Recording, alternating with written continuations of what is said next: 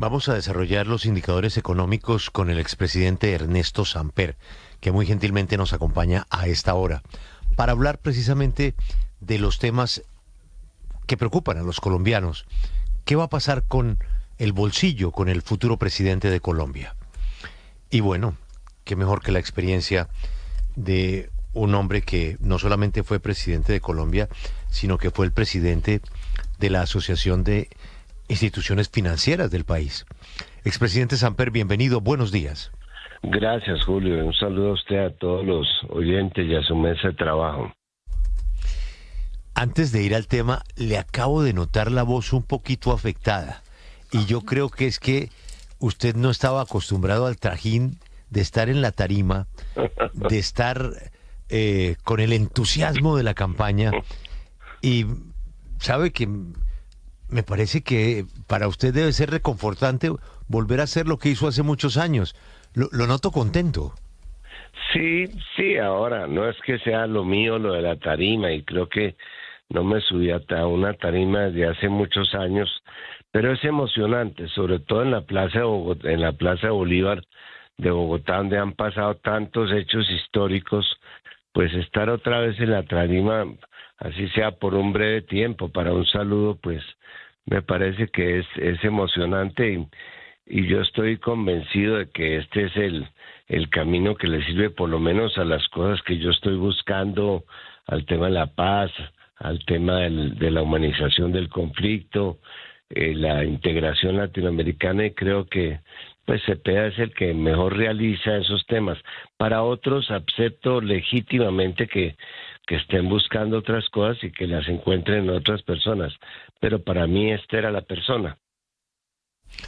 Y yo le entiendo especialmente el interés suyo por el tema de la paz, ya que no es nuevo, ha sido de siempre. Pero hoy lo hemos llamado más como expresidente para analizar el tema económico y algo que usted le tocó trajinar, que es las relaciones con el Banco de la República. ¿Qué dice hoy Bloomberg, Juan Pablo, para actualizar al expresidente? Pues mire, Julio, el portal informativo económico destaca en un panorama que hace completo sobre Iván Cepeda como candidato algunos elementos de su política económica. Por un lado, dicen que Cepeda va a poder controlar la Junta del Banco de la República, toda vez que él va a poder elegir a 2 de los codirectores, y con los 3 que ya eligió Gustavo Petro, pues se podrían seguir los caminos que él diga. Pero luego agregan en el artículo que Cepeda, que es hijo de padres comunistas, pues aunque no tendrá compromisos con el establecimiento, seguramente sí querrá ser mucho más radical en cuanto a unas estrategias económicas. Y ahí es donde dice que podría entonces darse una estrategia mucho más fuerte o agresiva en contra del Banco Central. Expresidente, las tasas de interés, ¿usted considera que son la razón, como dice Cepeda, para que se esté estrangulando la economía, el bolsillo de los colombianos? Porque hay quienes piensan que es gracias a las tasas de interés que se ha podido controlar en algo el problema económico que tenemos. ¿Usted qué piensa? Y sobre todo, de cómo será esa relación con el Banco de la República. Bueno, primero, Colombia tiene una larga tradición de manejar bien su política macroeconómica y manejarla inclusive ajena a cualquier tipo de influencia política, y eso no es de ahora, sino de hace muchísimos años. Colombia y Chile son los países que manejan mejor su economía, y yo no creo que el tiempo de Cepeda vaya a ser distinto. Segundo, aquí respecto al Banco de la República se discuten 2 temas. Uno, la autonomía del Banco de la República. Creo que no hay ninguna intención del señor Cepeda, del candidato Cepeda, de cambiar lo que se estableció en la Constitución de 1991, que el Banco de la República será completamente autónomo de la política macroeconómica, lo cual no quiere decir que esté pactado una especie de fórmula en que el ministro con su equipo económico participa en las discusiones con la gente del Banco de la República y son las decisiones que se toman. Tercero, ¿qué es lo que pasa en este momento? que el Banco de la República desde 1991, la única función que se le atribuyó es la función de rebajar los niveles de inflación. Ahí sí tenemos una discusión y muchos que hemos estado en el gobierno hemos dicho que el Banco de la República, además de controlar la inflación, debería tener en cuenta otros factores, como por ejemplo el tema del desempleo, el tema de la pobreza relativa, la necesidad del crédito social, como existió en algún tiempo en el Banco de la República los fondos de fomento, también se requieren unos fondos de fomento, por lo menos una concepción distinta para la elevación o el manejo de las tasas de interés. Lo que se está discutiendo es la necesidad, y creo que se han presentado varios proyectos, algunos tal vez dentro de mi gobierno, de que el Banco de la República se ajuste para que no solamente su función sea evitar que suba la inflación, sino que tenga en consideración otros temas. ¿Eso por qué tiene que ver con el tema actual?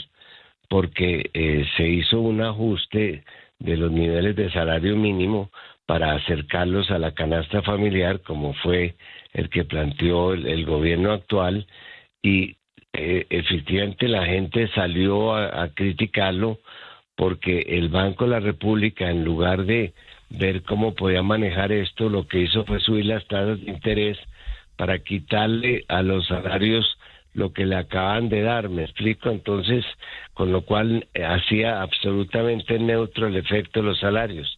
Yo creo que la situación que estamos viviendo en Colombia no puede ser la misma que se está viviendo en Argentina. En Argentina hay 3 personas trabajando por cada hogar para mantener una capacidad de compra. Aquí, por lo menos en Colombia, tenemos la ventaja de que solamente estamos trabajando 1.6 colombianos por hogar para mantener la canasta familiar. Si usted al valor de la canasta familiar, que es de 3 millones, lo divide por 1.6, que son los que deben contribuir a ella, pues le da más o menos los niveles de salario mínimo a los cuales llegamos. Sí, bueno, a propósito de esa comparación con Argentina, pues lo que resulta también particular es que esta obsesión con el Banco de la República o el Banco Central coincidan con Trump. Es la obsesión de Trump también con la Reserva Federal en los Estados Unidos de quitarle la independencia. Pero volviendo a lo que le decía Juan Pablo, es que si el doctor Cepeda llega a la presidencia, tendrá la posibilidad de nombrar tantos miembros del Banco de la República como se considere necesario para tener esa mayoría. ¿No le preocupa que eso rompa precisamente lo que usted defiende, la independencia del banco? Pues a mí no me afectó y no creo que afecte a los presidentes, porque de alguna manera cuando entran los nuevos miembros de la Junta Directiva los cooptan. Los coopta, digamos, la política económica que está defendiendo el Banco de la República. Yo creo que el problema no es ese. En mi época entró, por ejemplo, Kalmanovich, que era un economista de izquierda, lo hizo muy bien y nunca se propuso hacer propuestas disparatadas. Es decir, yo lo que creo es que es la camisa de fuerza que tiene el banco, de que solamente se puede mover las tasas de interés en función de reducir la inflación. Eso no está bien, porque me parece que hay otros factores en la economía, los niveles de pobreza, etcétera, que tienen que ser considerados como se consideraron en la época. El banco tenía unos fondos de fomento que para la pequeña empresa, que para la agricultura, que para el desarrollo urbano, que le permitían al banco, a través de los redescuentos bancarios, pues no solamente contribuir a que bajara la inflación, sino que hubiera crecimiento, a que hubiera mayores exportaciones o comercio exterior.